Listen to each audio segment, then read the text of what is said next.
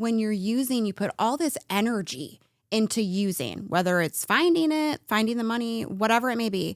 And if we can flip that energy into something healthy, putting it into your business or your kids or whatever that may be, we are unstoppable.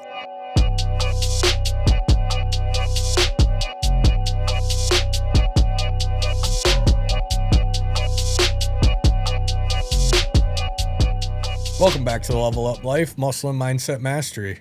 Thank you for tuning in. As usual, we are grateful for all of our listeners and viewers because we do this for you guys. And if you didn't watch it, then we wouldn't be doing this. So thank you. Got Waz here with me, and we got a special guest, Carrie Everett. Welcome, Carrie. Hi. It's nice to be here. Yeah. So we go way back, right? Yes, we do. Way back. What's Long time I've known you. Since Northeast? Yeah. Did you go to Adams? No, I went to Northeast. What? I went to Parkdale. So and then I went to Northeast. Yep. So we're talking like almost 30 years. Yeah. Long time. Old. I know. Let's not disclose too much. Here. Yeah. No, long time. Yeah. Yeah. So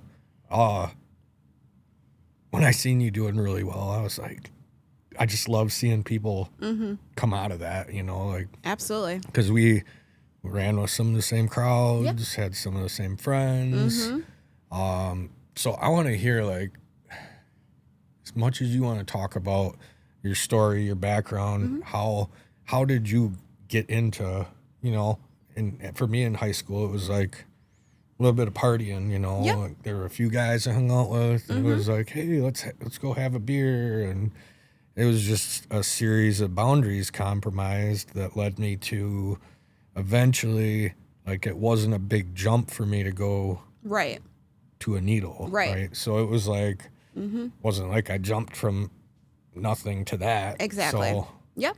And that's pretty much, we had talked earlier kind of on the correlation, the similarities that our stories do have.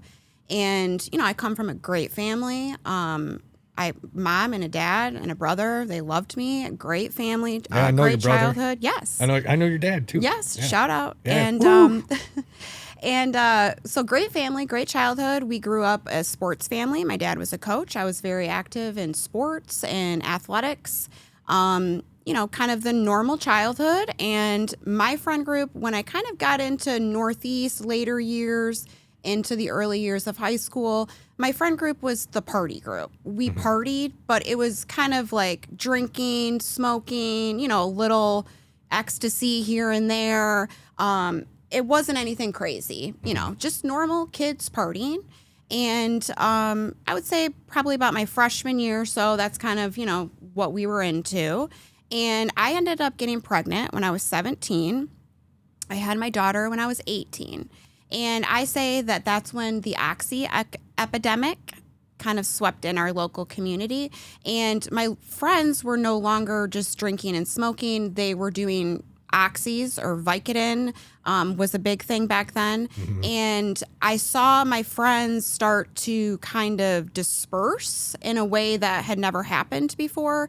And we were kind of getting into something that I think all of us didn't even know what we were about to get into. Yeah, I know I didn't. Yeah, no. And it started off innocent as it can be. We would party and take some oxys or snort some pills and take some Vicodin.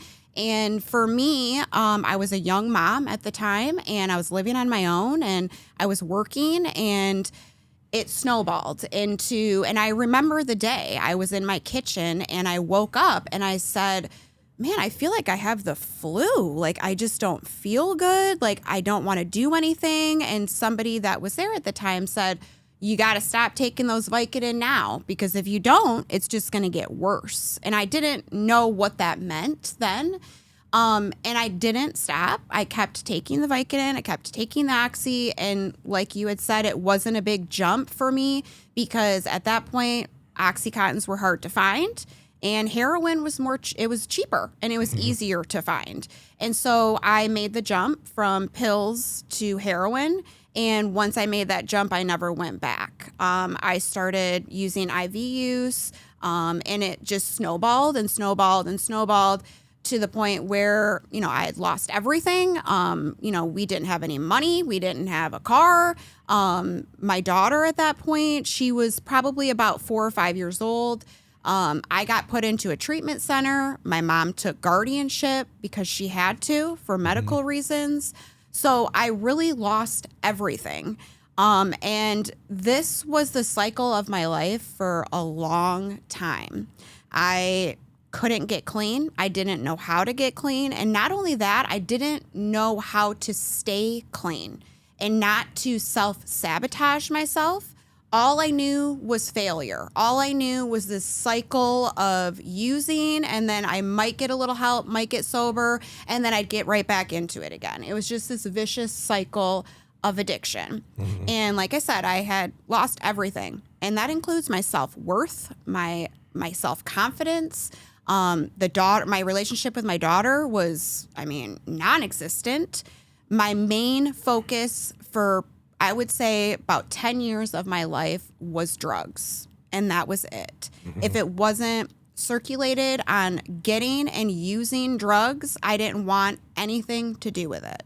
And it was an obsession, like they say. It really was. And I did anything and everything I could to maintain the high and to get the next high. Yeah, I'm thinking about, like, when I started IV use, the person that showed me how to do it before, they said, this is gonna take your soul, man. Yeah. Are you sure you want to do it? And your spirit, like, all of that, whatever you want to call it, it just, like, sucks it right out of you. It does. It really does. Because you it's like you were saying, that cycle. It's just like you feel great for a little bit, then it's the cycle again. Gotta get the next fix. And for me, it was almost like when I would use, it was like as soon as I would use, there would be this imaginary stopwatch, and it would start. As soon as I would use my drugs, that stopwatch would start. And I knew I only had about 2 to 3 hours before I had to then reuse to not feel absolutely miserable. And it was a constant rat race of, okay, I got to use, I got to get this, I got to get that, I got to get the money to get this, to get that, to do this, to get high. And it was always about using. And it was the same situation for my first time using IV use. I was in a basement. It was just like in a movie. Stereotypical dark lights, basement, stormy night. And the person that showed me how to use is no longer here anymore. He has passed away. And he pretty much said the same thing to me too. Are you sure you want to do this? And at that point, I'm like, yes, I want to do this. Of course. And it didn't really matter what anybody said. At that point, my mind was made up and I was going to do it. And looking back on it now, it was just like a no-brainer, as ridiculous as that sounds. And that is addiction and full blown. And some people would blame the person that showed you or me how to do it. But I don't, because they were also, someone did it to them and showed them. And it's just like this cycle of they're struggling too. Absolutely. It is. It's just somebody that's struggling, helping somebody else struggle. They think they're helping, but they're not. It's addiction, and in all forms. It's just the ugly face of addiction. And we could dissect it one by one, and it's all addiction. That's it. Yeah. I don't think our viewers, a lot of them maybe understand how that cycle goes. Yeah. For me, it was, I have to use at least once a day, or it's going to be really bad. And I went through that, like, on and off phase where I would have abstinence, and mine was court ordered usually. That I couldn't. And then, I never really got the shovel out and asked why. Why am I using? Why do I feel this draw to this stuff all the time? Yeah. Until 2016 at Harbor Hall, I uncovered it. Oh yeah. And there's this giant rug just of shit from 15 years of, absolutely. And it's just like, oh, you're still here? I mean, and so even today, I I look at core beliefs like, you know, when I was in prison, there was a kind of a code, right?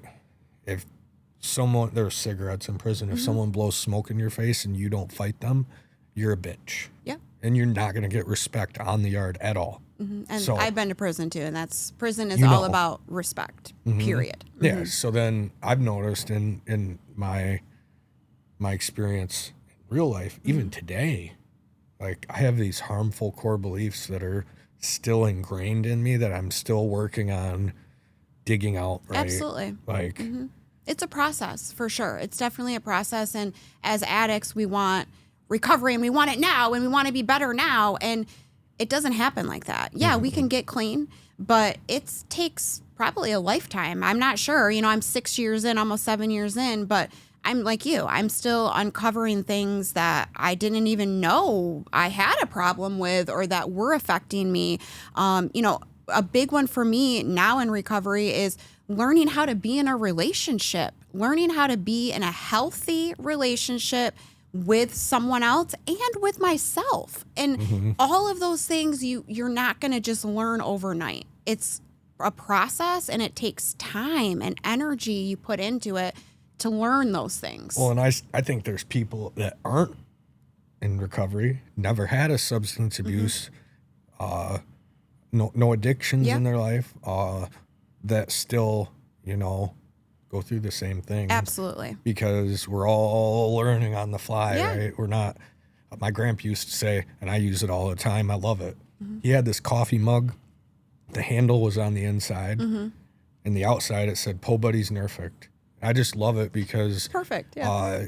it, at its core embodies grace, Yeah. right? Like, let's give each other grace. Yeah. right? This 'Cause is we're our all first just- time doing this. we're all All of just us, you know? learning. Absolutely. Yep. Yeah. And going back to kind of the use and the addiction, like you had touched on previously, for me too, part of getting over the use was, yes, the drugs, but for me was the actual process of the IV use of actually getting ready to do it. So I'm trying to make an example of something maybe like getting ready to wash your car or something like that, how you kind of get everything out and you get your towels and you get your cleaning supplies and you get your shot vac. It's similar when you're an IV user because you do have a lot of different tools. You have to have this, you have to have that, you have to have water. And so for me, I had to learn how to break that obsession that even was leading up to the drug use, which I didn't know that until I got clean, until I was like, oh, when I see a spoon or when a spoon gets warm and that smell, it triggers me to then go back and then it, you know, so like I said, it's just a process of learning what you didn't think even was even an issue that really was an issue, you know, or something that you're struggling with. That makes me think about like the anticipation and how that in itself was like a rush. And the adrenaline. And, even the placebo effect of, you know, if I don't know if you ever got this, but you're dope sick and, you know, you haven't used yet, but you just got it. And it's like, you already start feeling better. You feel like you got to go to the bathroom. Yep, It's like you're just so tight and sweaty, and it's the anticipation of even getting ready to use. And it's the obsession. And like I said in the beginning, it's all addiction. That's the face of addiction, and it's nasty. And it's really, its main motive is to destroy you as the user. And it will do anything that it can to do that. And in my life, and I'm sure in yours, it came pretty darn close. You know, like you, I've been to prison, I've been to jails, I've been to every single kind of treatment center, I've been to counseling, therapy, you name it, I've done it. And I still couldn't get clean. And I had an amazing support family, friends. I still couldn't get clean to save my own life. I mean, and that's what people ask me all the time. Well, how did you do it? Did you do the 12 steps? Did you do this? Do you have a sponsor? And, you know, honestly, I tell everybody the same thing is that I did this myself. I had to make the decision. I wasn't going to live like that anymore.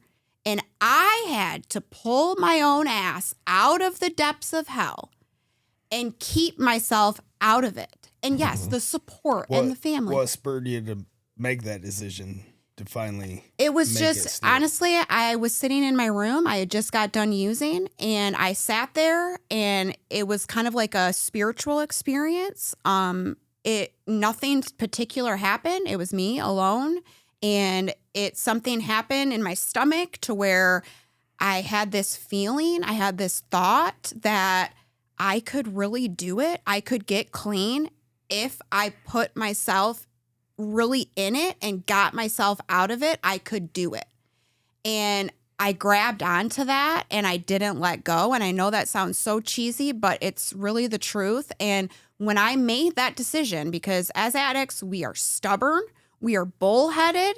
So if you can just flip that into something positive rather than the obsession and compulsion of using and finding drugs, that I could really do it.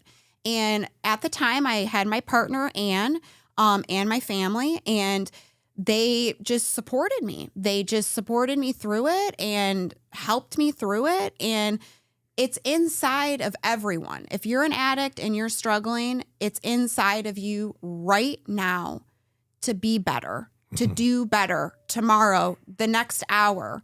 That obsession, I was there, and I would look at these speakers. I'd go to AA and NA meetings and look at these speakers and be like, I wish that I could be like them. I wish that I could do what they're doing, but I just felt so different. I felt so fucked up, honestly.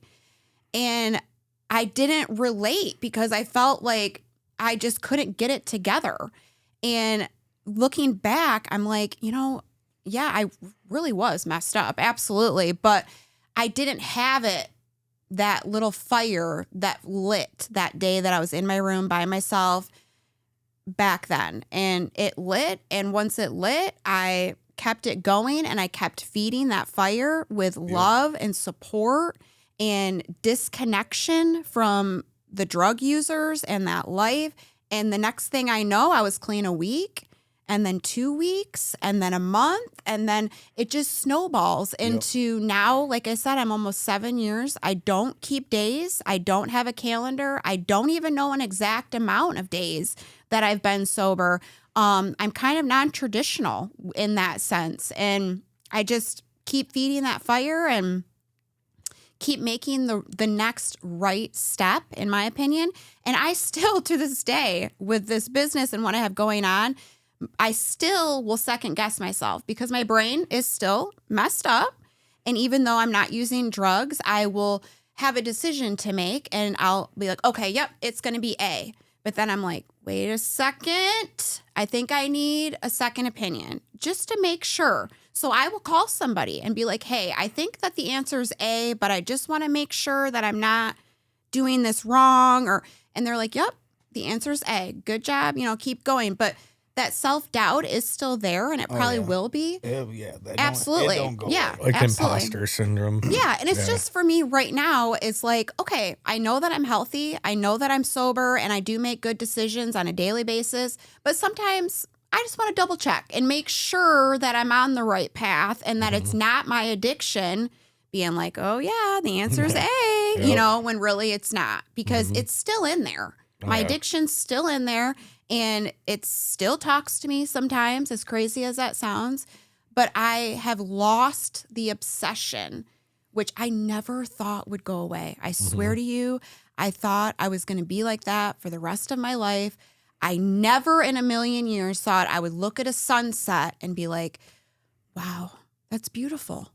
Because back when you were using, it wasn't. It was like, okay, I want to get high again. The natural things weren't beautiful. And I never in a million years thought that I would be here and to be able to experience and feel the natural wonders of life. And they actually make me feel good. It's a miracle. There's science behind that. So the reward center in your brain, I'm not sure if you're familiar with this, but I'll rattle it off anyway. If you think about it, like, this is the average individual size of the pinky here. Average person's reward center. So when you constantly flood that with dopamine, like we were doing, like you did. So this is chemicals in general that get us high.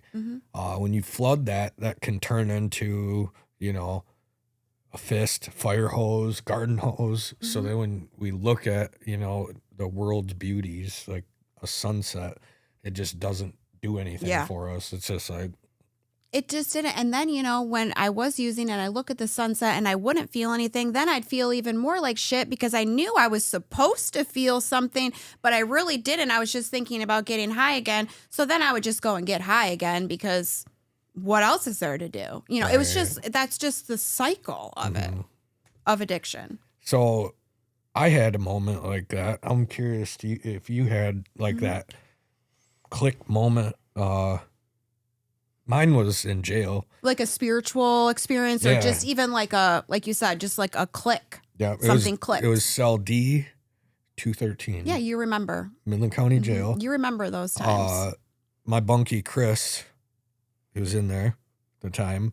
Him and I were sitting there. And I was like, man, this is bullshit. These paramedics revived me just so the cops could charge me with a felony.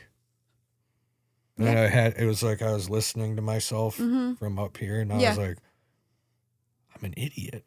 That was the moment where I was like, the humility came, and I was like, there is something wrong with the way my brain functions. Like my logic is not sound. I need help. Yeah. I need help. That was my moment where my whole mindset shifted from like, what are you doing? You know, like I was thinking, I was sitting in jail. This was 2-3 weeks into jail. I was still sitting there thinking, I'm going to get out. I'm going to get high. Yeah. How am I going to get that money to get that fixed as soon as I get out? I was obsessed with that still until that day. And I was like, and then it was just after that I found out I was getting into recovery court. And I'm like, oh, sweet. I'm going to have some accountability.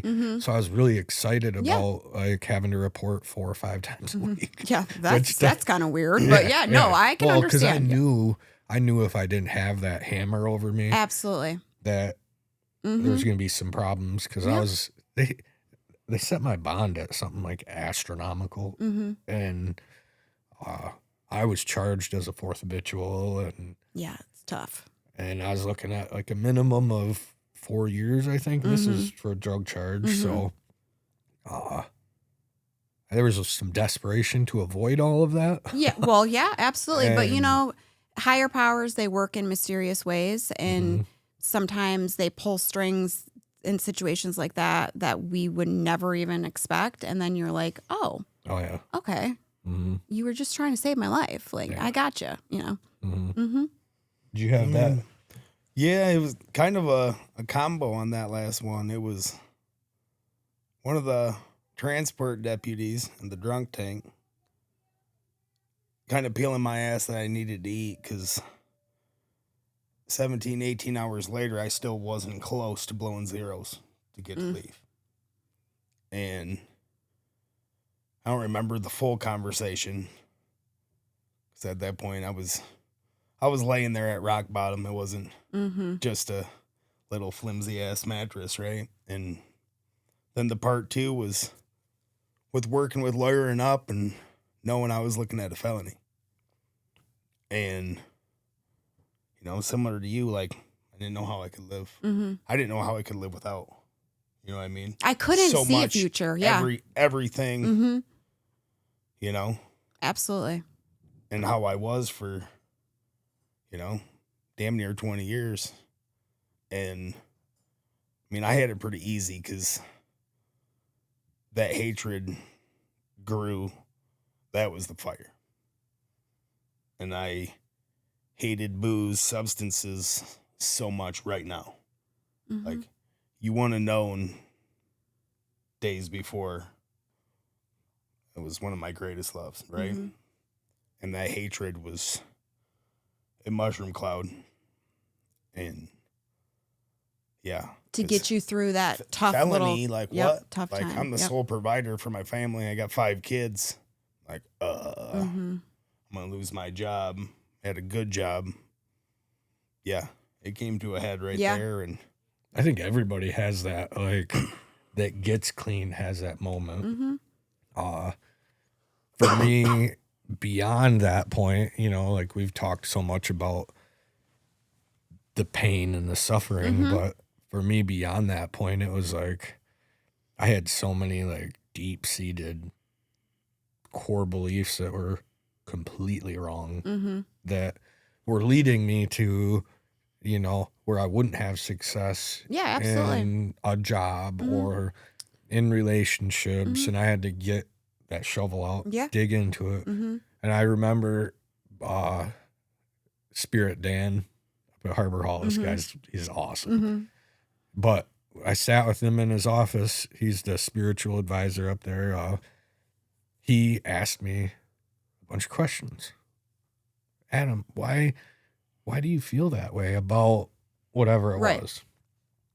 And I'm like, no, I'm asking you a question and you're answering my questions with questions. And I was getting pissed. And I was like, dude, if you ask me one more question, I'm gonna slap you. And he asked me a question. And so I didn't realize it in the moment, but he was my shepherd in that moment. He was guiding me, like, he's challenging you too, on a healthy way that you probably had never felt before. Which then, as addicts, uncomfortability, no, we are not about to feel uncomfortable, not even for 1 second. So, like in that situation, you probably felt a little uncomfortable that he was challenging you, and you were like, "Wait a second," you know. Yeah. I can relate to that. It was anyway, I got out of that conversation and it was like 5 hours later, I had this light bulb and I was like, that's when I was like, okay, all right, I got this now. This is going to be a cakewalk, which it hasn't been, but I had some confidence like you said you had. That's where I got my confidence to really like, I started telling people in the facility, my peers, like, bro, I'm gonna become a personal trainer. And they're like thinking I'm crazy because I had the whole thing painted out, what everything was gonna look like, you know, and that's what I mean when you're using, you put all this energy into using, whether it's finding the money, whatever it may be.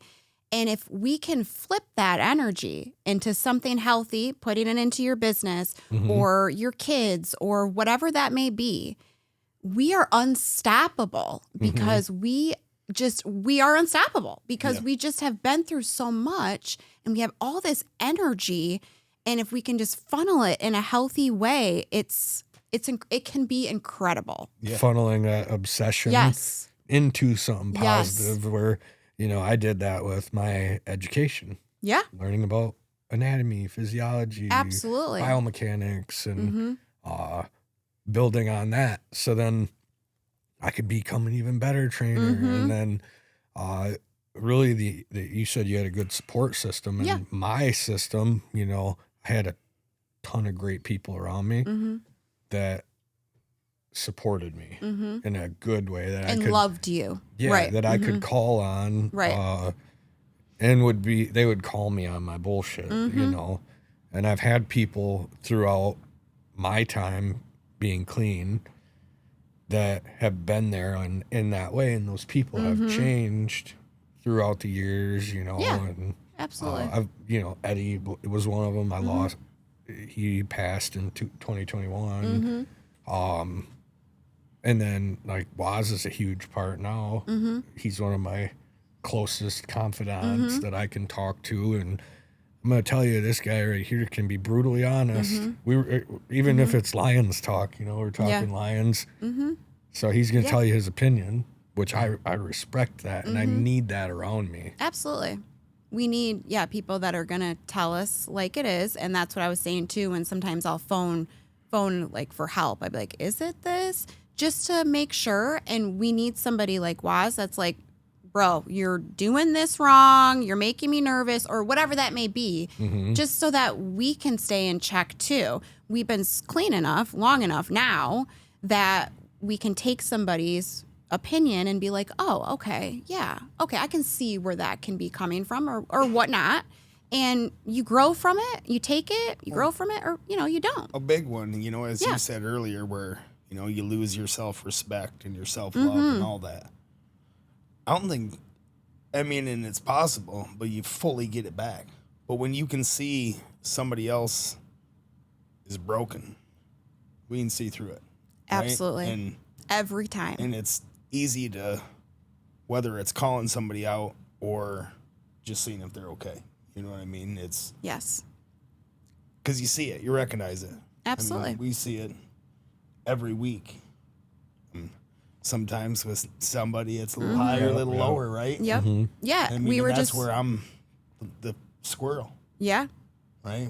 Yeah, we were just chatting before that we have a mutual friend that's struggling, and we see it on social media platforms. We can see their struggle. And we know what they're going through. We've been there, and it is tough to watch somebody else struggle, especially when they're not ready, or especially when that person specifically, I'm not going to mention names, but that person was there literally in my first few months and was a huge boost to me. So and it's cheerleader for you and your recovery. And it's tough to watch people that are still out there right now struggling. And that's why I want it to be very clear that you don't need something. You just need yourself and that motivation, the will to want to stop. If you have that, you can ride that wave until the next one, but you just got to stop using to get on the board. You know what I mean? Yeah. Yeah. So anybody out there struggling, you can get clean. There 3 is examples hope. here. Yeah. Whatever your drug of choice is, you can get clean. There's always a way. So please give it a try. Life's so much better without it. Absolutely. And don't wait. Reach out. Now let's take a moment to thank our sponsors, Pine Haven Assisted Living. At Pine Haven Assisted Living, they believe in making every resident feel at home. Nestled in the peaceful countryside of Hemlock, Michigan, they offer compassionate care in a family-like environment where residents can enjoy independence with the support they need. Registered nurse-owned and operated, their team provides personalized care, home-cooked meals, and a range of activities to ensure your loved ones continue to live a fulfilling life. They also have alpacas and llamas on site to enrich the lives of their residents. Experience the warmth and comfort of Pine Haven. Call them today at 989-295-6632. That's 989-295-6632. Or you can visit them on their website at pinehavenassistedliving.com. That's pinehavenassistedliving.com for more information. Now, back to the Level Up Life. But back to the people, right? Yeah. I think it's important to vet those people in a good way because, I've had people in my circle that have given me poor advice or advice that's comes from a place that maybe doesn't align with my core values. Yeah. And it's like, so I just want to be clear with people listening too. Like there's a process to find your Wazes or, Absolutely. like the people that are your inner circle. I probably reference this quote at least like once a week. Jim Rohn, you are the average of the 5 people you're around the most. Yeah. Whether absolutely. you want to believe it or not. And I was just having a chat we go into the juvenile center with the kid last week. Great. And I was like, dude, you're a leader. He's very charismatic, right? This kid's got like potential to be, he like the world's his oyster. He can do anything. And he just wants to be a thug, right? But he's got so much potential. And I'm like, when you go to, how's the phrase go? If you're in a barbershop long enough, You're going to get your hair cut. if you're hanging around people using drugs, Yep. it's the same concept of being the average of the 5 people you're around the most. If you're around people breaking the law, eventually you're going to be a part of that. Absolutely. Either actively or by consequence, just by being around them, being an accessory. So Yeah. And you don't want to learn that the hard way if you're in juvenile, right. And Absolutely. So cultivating that inner circle and knowing like you can get even in more depth. Like you want the inspired people, like you can really cultivate each individual of what do they bring to your circle too. Yes. But also beyond that, what are you bringing to other people's circles? Who are you to them? Because, you know, I don't want to be the person that's like bringing, someone comes to me with an idea. Hey, Adam, I got this really good idea. And then me be like, I don't think that's a good idea. Well, yeah, you don't want to be Debbie Downer. You don't want to be, you know, that and that's person. an opinion. Right. Maybe it is a good idea, but I just don't see, I don't have the vision that they do. So I try and be like, I don't care what it is. If you think you got an idea, run with it. If you're passionate about it, if you feel any sort of passion about it, it's probably going to be successful. Absolutely. And that's kind of circles back to what I have going on. And, you know, through my addiction, I'm sure you guys can relate as far as like work. When you're actively using, I mean, it's very hard to keep a job or to keep a job consistently, to have a good work ethic. I don't even know if that even existed for me in my addiction years. So I didn't really, once I started to get clean, I needed a job, and I didn't really have any work history. I mean, I worked here and there as a waitress, you know, but I wanted something more. I just felt like I had more to give than just serving drinks and food. Well, I started looking around my community, and just to pacify, to get me through, I just went into my local gas station, and they did an interview. They said, you are perfect. If we could hire you on the spot, we would. You would fit great. Pretty much we can schedule you, but we just got to do a background check. And I knew then, because I do have one felony, I knew then that they would see that, but it had been years, you know, since that charge. So I was like, well, it's, you know, maybe it's a good possibility. So they're like, you'll hear back from us and we'll let you know. So about a week or two later, I went out to the mailbox, and I'll never forget it. I opened up the mailbox, and there was this huge manila envelope. I open it up, and it's from the gas station. And not only did they do a background check, they did like a major background check. And they had looked up every time I had been incarcerated, every jail stay. I mean, my felony was on there. I had a couple misdemeanors. Well, needless to say, I didn't get the job, but in that moment, it once again lit another fire, because I was like, they would be lucky to have me be an employee there, and they're shutting me down because of this that happened years ago. I'm better than that. And I was like, what can I do right now that I can make money for myself, set my own schedule, do what I want to do, and have an income? And it was cleaning. So I started cleaning houses for my family and just people like right in my immediate local area. And I literally started with a dustpan, a vacuum, and a spray. I had no idea what I was doing, but I knew that I didn't want to rely on somebody else and get embarrassed. At this point, I was embarrassed by these people bringing up my criminal record and shoving it in my face and saying, you're not qualified, when I knew that I was. So I'm like, I'll just do this cleaning. And I started small. I learned as I grew, and the pandemic happened. My partner at the time, she was a foreman on a roof. She had her own team, she was like living it up, a salary. Pandemic hit. I was still working, cleaning houses, but she wasn't. So she started cleaning with me. Well, then we really liked that. And it was just kind of snowballed into this partnership. We ended up starting CNA Servicez, our cleaning business. She never went back to roofing again, and our business has just grown. Choice. Right, yeah. Well, she loved roofing.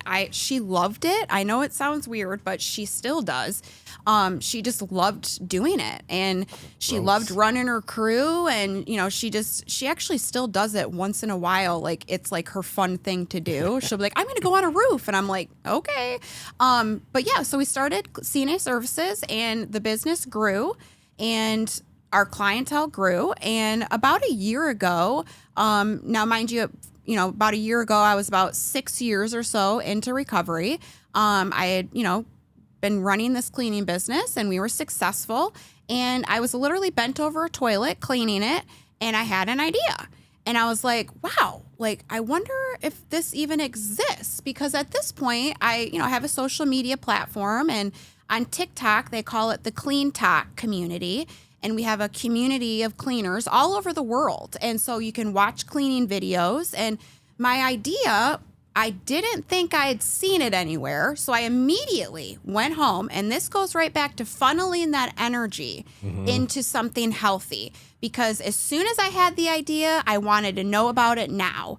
And that's kind of the obsession, but in a healthy way now. I'm researching, is this product available? Does this exist? Is it, all of these questions? Well, it didn't exist.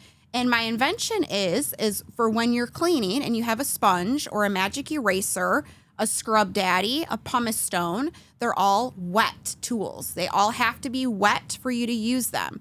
When you're done using them, you have nowhere to put them other than like a Ziploc bag or a cup or a Tupperware that's completely too large.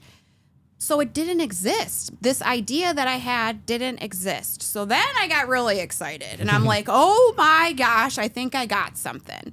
And from there, I just started doing the work, reaching out to people. I actually automatically was like, I'm going to create a GoFundMe. So I started the GoFundMe, started reaching out to my family and friends.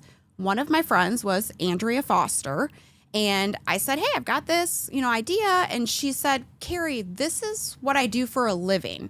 I work at the Small Business Alliance. And I'm like, oh my gosh.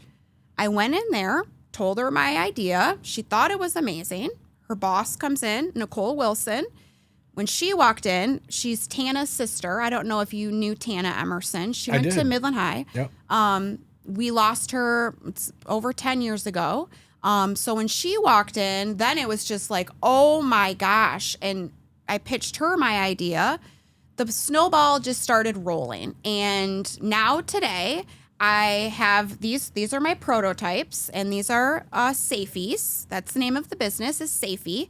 And it's a safe place for your cleaning tools. So when you have your scrub daddy and you're done using it, you just wring it out and you put it in your Safiee. And for cleaners, we all have like a cleaning tote that carries around all our products. It's a big, heavy bag. So you have a little latch here. You can latch it onto your cleaning tote and travel to the next spot. Or if you're not a professional cleaner, you don't have to put your scrub daddy on that sink holder that it comes with this, or you can buy it, because that's gross, because then your sponge is in the sink and everything's slapping and splattering all around it. You can just put your scrub daddy in a Safiee and put it right underneath your sink until the next time you use it. So these are my prototypes, and like I said, they're 3D printed. And when I started getting into my local resources with the Small Business Alliance, they referred me to CMURC here in Midland. I've lived in Midland my whole life, never knew these places even existed. And the resources that they have available for people like me is incredible. They have been able to connect me to the SVSU Prototype Lab, which is who developed these. The guy that created the double Ziploc bag created these prototypes. So it was like mind-blowing. And they have all these resources at the college that you can use as far as furthering your business or just entrepreneurship in general. And right now I am looking for a manufacturer to produce these and to get them out on the market and to the hands of cleaners all around the world.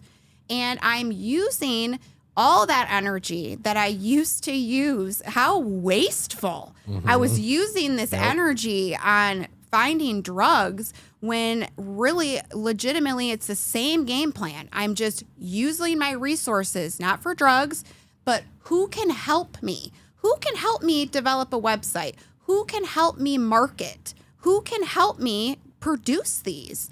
And I'm going into these meetings, into these boardrooms, and I don't have a formal education, but I do have experience with people. And I do have a good judge of people and vibes and how to push through. And that's what I'm running on. And we do have a possible manufacturer. I seen your video. Yes. Was it on Facebook? Safee's on Facebook and on TikTok. And I did tour a manufacturer. It was incredible. Like I felt like Paris Hilton touring her perfume factory. Like I had the safety glasses, I had my little pink notebook, and I'm walking around this manufacturing plant and I can see it. I can see my product being produced there. And it gives me just butterflies because I know it's going to happen. It's just a matter of putting in the hard work and networking and getting my ducks in a row to be able to make that happen. That's really cool. That whole story, because you at the end you said something. I know this is going to happen. Mm-hmm. That's that level of confidence, and it's huge. I had that in when I was in rehab. I was like, I'm going to become a personal trainer. I'm going to be one of the best. And then I had people like him saying yes, and I'm sure you have people saying like yes, absolutely. Happen. Which I'm a big person or I'm big on visualization, like the fact that you can literally change the world around you by your thoughts. And for all the people out there that are science geeks like me, have you heard of the double slit experiment? No, I don't think so. So I don't think I've heard that one. It gets into, so they take this photon, right? And they send it through this board with 2 slits in it. If someone's not watching, it shows a wave pattern. Okay. It doesn't pick a side. Right. Okay. When someone watches this photon, it will show a dispersion pattern on one side or the other. Okay. So the core principle behind this is the observer influences reality. I like that. So with that being said, wow. Like when you can visualize something, and I did this with my fitness goals. So I sat there and we talked a little bit about my weight journey. Yep. I'm not real public about this either. So we'll lay it all out. Mm-hmm. At the time I went to jail, I was 143. Mm-hmm. 143, you say? Yeah, 143. Mm-hmm. Yeah, there's an inside joke with that number. I was choking on my tongue there. He could not resist. So anyway, I literally gained, and for anybody who's been to jail, to gain weight in jail is pretty crazy. I gained 30 pounds in 3 months in jail. Yeah. Wow. And then in my 3 months in treatment, I got up over 200. So I wasn't happy with my body. He's back to 143, by the way. Yeah, so I visualized what I wanted my body to look like. And in the mirror, I imagined exactly how it looked, my goal. I looked in the mirror. I felt the feelings that went along with achieving that goal, like how it felt walking around, like. And that's not easy to do. No, correct? I mean, no. At first you probably feel kind of a little awkward and like, this is dumb, but it takes like, what would you say, a couple days of doing it over and over? Or well, and it can be challenging, but I was in this specific case, I was like convinced, like there's nothing. It's like relating it to like your moment when you decided this is it. Yeah. You know, that was I had those moments, and I was like, this is it. I'm changing now. Mm-hmm. And from then, like I already knew what it felt like to achieve the goal. I was already feeling those emotions. And so now I was just put in the work, right? And I remember people, old Brew was one of them. We had Recovery by the Slice. I'd go to these meetings and pizza everywhere. Pizza is my favorite food in the world. And I'm like, temptation. eating my chicken and rice, naked chicken. No, there's no sauce on it. Dry rice. If anybody knows, eating bland. That, like, you know. But that was how bad I wanted my goal and how focused I was. So, and I can definitely relate to that. I will go to sleep at night, and before I go to sleep, I get excited. It's an excitement because I can visualize, like you said, I can visualize when these products are going to be produced. I can see that happening. I can see that I'm going to create generational wealth for my daughter. I can see these things happening, and it makes me excited now. But like you said, you can't, the job's not done. There's a lot of work that has to go on in between that happening and right now. And that's where the self-confidence comes into play, is knowing that I'm worth it, that I can do this, that I'm going to do this, that I am doing this. And then before you know it, you're doing it. It's just those little moments of, like you said, sometimes you got to pump yourself up a little bit and get it in the right spot. But if you just go with it, it's gonna go if you're going in the right direction. And if you're not good at something, that's when you bring in Andrea. Yes. You know, like use your resources. Use your resource. People are a resource. Yes. And be that resource for other people too, you know? Yeah. Like that's what I try and do. I mean, absolutely. And even with Waz, with you, even if he just is sends you an inspirational quote, just say once a day, that's a resource that you tap into to then level yourself up. It's all about, like we talked about. Yes. Leveling it up to the next level, because we're building, and then we build these blocks and we stack them up and we stack them up to get to the next level. And that's just what we're all trying to do, just humans in general, and just living life. Yeah. Yeah. The visualization's huge for me though. Yeah. Everybody's different, you know? Yeah. I do it with everything. Yeah. And I can relate to that. I'm more of like, I talk out loud. When I take my dog for a walk, I'm walking around the neighborhood talking out loud. Like, I am powerful. I am strong, you know, and I'm saying those things because I am visualizing them in a way. But for me, it's just powerful just to say them out loud, because then it like makes it real, you know, the same way with visualization in a sense. Yeah.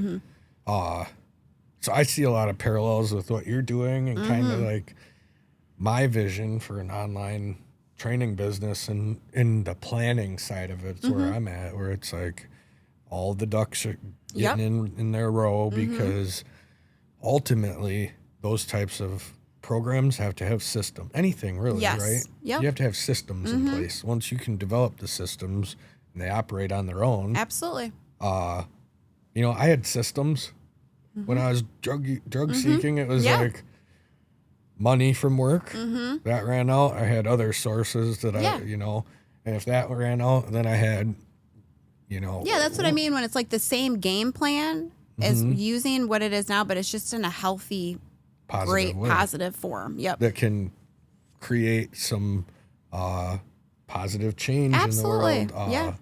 You know, anything as far as like people for me is that. Yeah. I agree. If I can build people up, some of my most rewarding experiences have been seeing people who come into the gym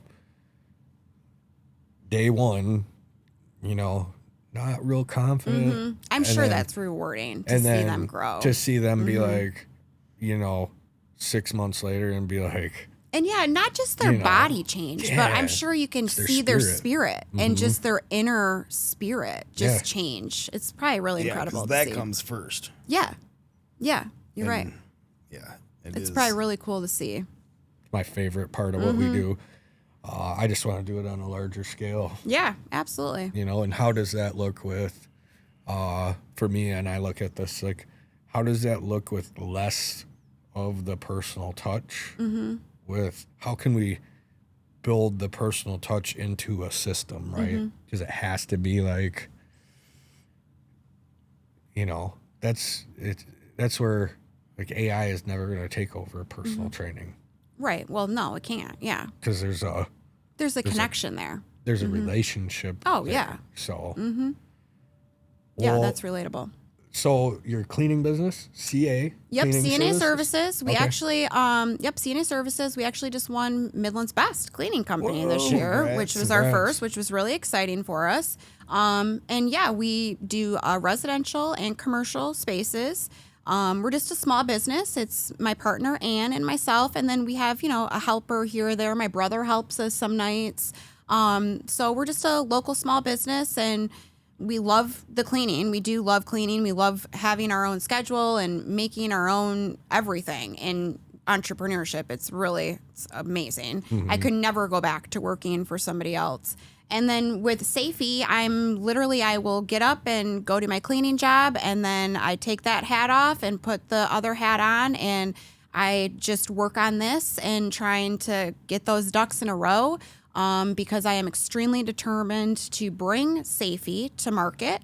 I have patents filed, it's trademarked, so it's just about finalizing everything and just keep moving forward, because ideally I would love Safiee. I would love to be the next Scrub Daddy family. I would love to have that platform. And, my dream, and I've thought about this forever, is even before Safiee, is now that I have Safiee, is if this does blow up, I would love to make a Safiee house here in Midland, and that being a residential inpatient treatment facility that has alternative treatment. Maybe it's not just the 12 steps. Maybe it's music. Maybe it's swim. Maybe it's acupuncture. And to have all of those resources in one facility, that's my dream. And to be able to help other people that were like me at one point and give them a chance, give them an opportunity that might look different maybe from other people's recovery.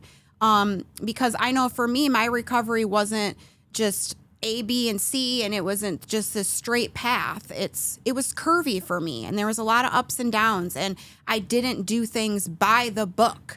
And for me, it worked. And that's what I want to give hope to other people, is that even if you feel like the 12 steps or the other treatments that are out there aren't working for you, I want to create a place that maybe would have an alternative option, thinking outside of the box. And not only that, just in our community, we only have one treatment.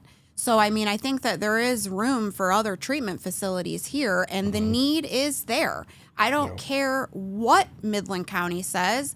There is a problem here, and there is room for more treatment facilities, and let's open our brains up a little bit and be open to helping all forms of people that are struggling with this, and let's give them a shot.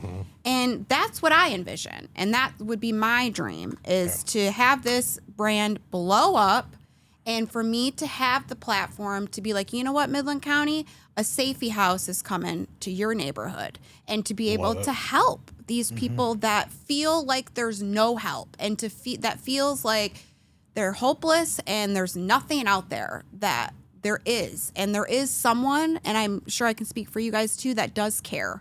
And we do want you to succeed just like us. And you can.